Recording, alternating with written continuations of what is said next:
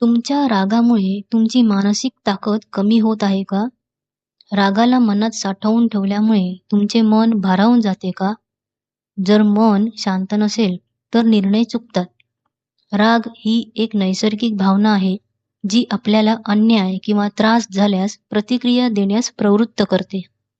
पण जेव्हा रागावर नियंत्रण राहत नाही, तेव्हा मानसिक ताण येतो.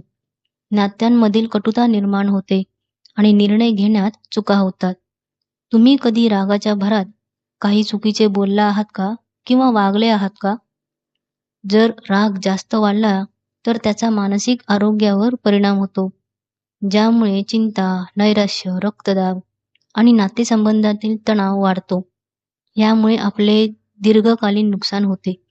रागावर ताबा मिळवणे म्हणजे स्वतःची शक्ती पुन्हा प्राप्त करणे होय. कोणत्या परिस्थितीत तुम्हाला क्रोध येतो हे जाणून घ्या. मन शांत करून तातडीचा निर्णय घेणे टाळा. मेडिटेशन आणि योग तुमच्या मनाची स्थिरता वाढवते. ज्या गोष्टीबद्दल तुम्हाला राग येतोय, तो कागदावर लिहून फाडून टाका. माफ करून स्वतःला आणि इतरांना समजून घ्या. अशा प्रकारे तुम्ही स्वतःवर नियंत्रण ठेवू शकाल.